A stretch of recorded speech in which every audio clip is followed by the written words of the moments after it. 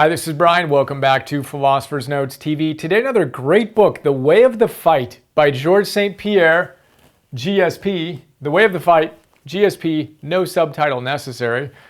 Awesome book. Now, I'm not that into MMA, but somehow I got connected with Firas Zahabi, GSP's head coach. He and I hit it off, became instant virtual friends. And then I was reading The Procrastination Equation by Piers Steel, he's a psychologist, a researcher, who's the leading authority on procrastination. And he's a huge MMA fan and a big GSP fan. Told Firas about that. He said, hey, GSP has a book, so I checked it out. I'm glad I did. It's awesome. Philosopher's Note. Bunch of big ideas. If you do not know who GSP is, he is arguably, if not certainly one of the best fighters ever, pound for pound, an amazing human being, and the book reveals his path to greatness. I love biographies in general, sports biographies in particular, to kind of get a peek into the routines and the mindset of what makes great people great. That's always been one of my passions, and it was a really, really fun book with a ton of big ideas. So let's jump in. 5 of my favorites now. This is the first video I'm doing after launching our podcast, and I'm listening to that, and we share those as audio only. So I'm going to share the 5 big ideas real quick by themselves, and then we're going to jump in. So 5 big ideas we're going to cover. For those of you listening who can't see it on the whiteboard or chalkboard, arete is the first big idea. The second big idea is sacrifices versus decisions, big distinction. Third big idea is courage and how we need to practice building it. Fourth big idea is dreams. They're important, but then we need to take steps. Over 2 million of them. I'll tell you about that. And then the 5th big idea is dedication. So first big idea, arete. Arete. If you've listened to more than one of these, you've probably heard me talk about arete. Well, GSP talks about it early on in his book. He says a good friend of his turned him on to the idea. The word arete, Socrates, Plato, Aristotle talked about it. It has no direct translation into English or any other language, but it means something. The literal translation is excellence or virtue, but it means something closer to striving to express your highest potential, to live at your highest potential, moment to moment to moment. Arete. The Greeks said that arete is the engine of eudaimonia, which is their word for happiness, which really means flourishing. If you want to achieve great things in your life, live with arete. That's what GSP does, has done to achieve the level of success he's achieved and continues to do.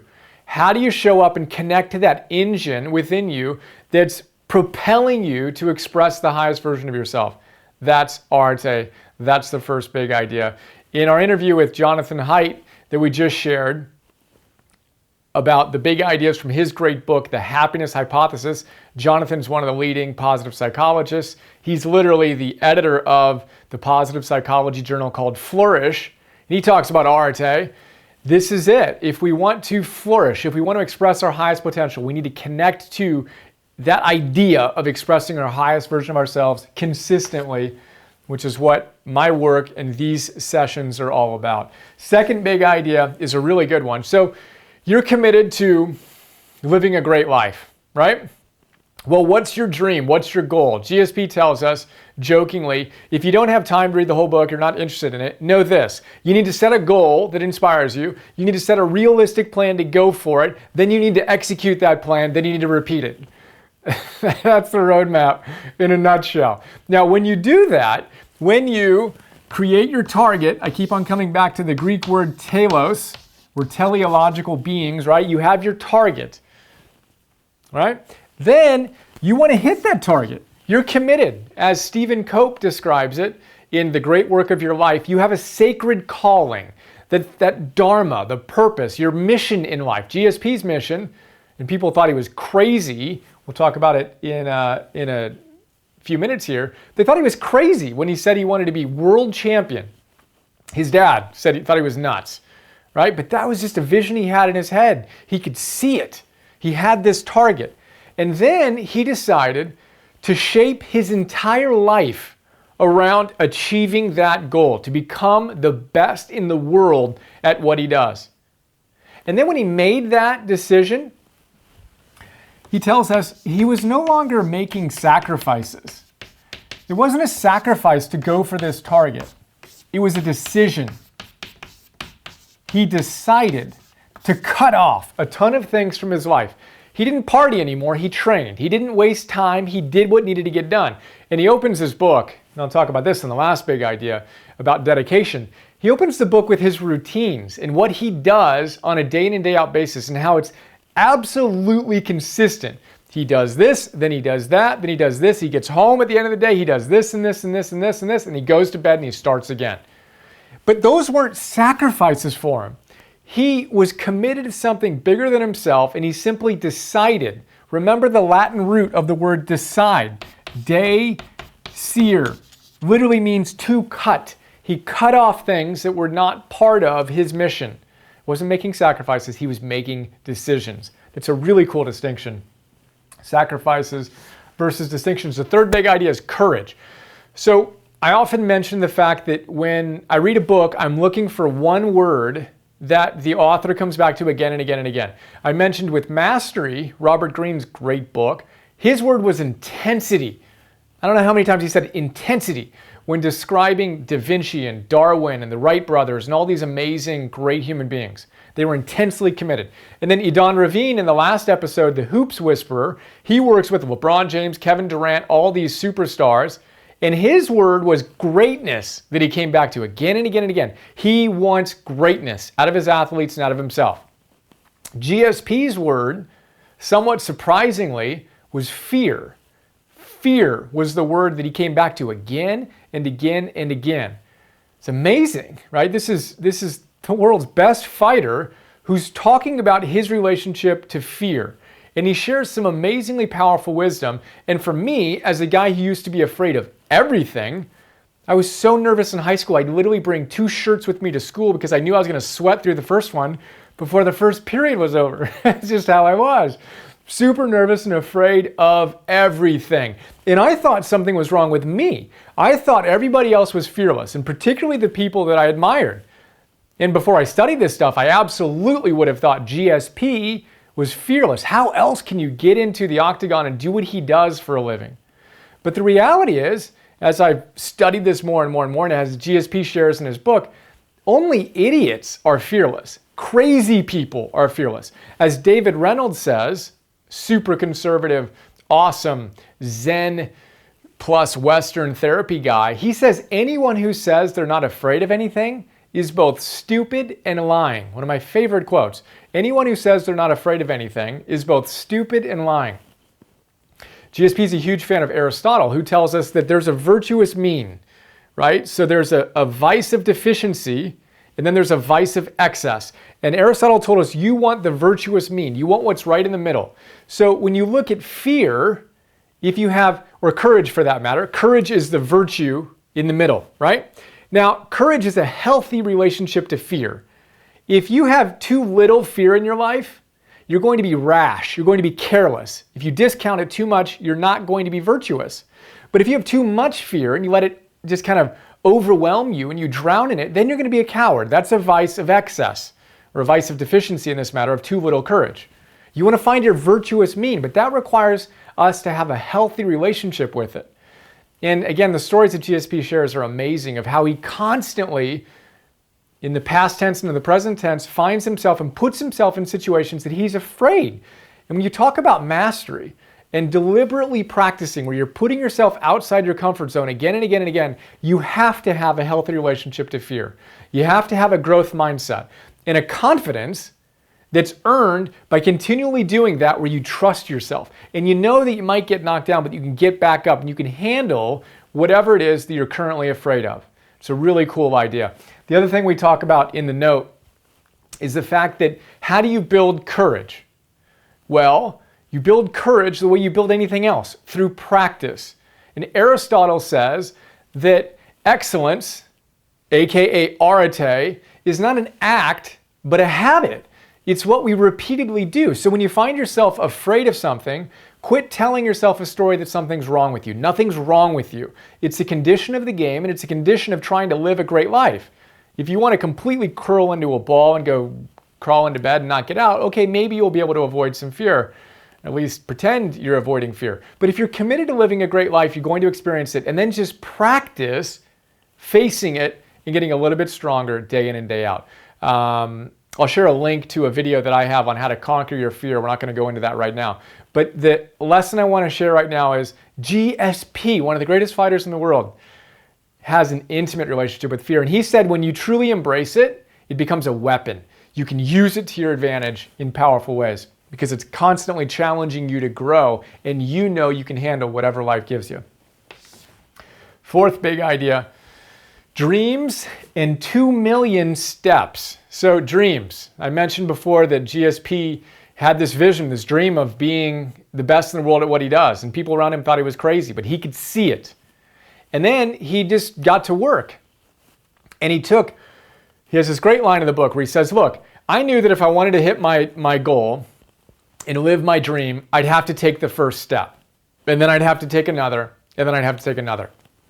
I just loved it. I read it and I had this hit of, we all know that the journey of 1,000 miles begins with the first step. But then what? After you take the first step, then what happens? Well, then you take the next step. And then you take the next step. And I just thought, what's the math on that? If a journey of 1,000 miles begins with the first step, and we're not driving, we're not flying, we got to go 1,000 miles and we're walking, back in the day when Lao Tzu came up with that, right? How many steps is that? How many steps is a 1,000-mile journey?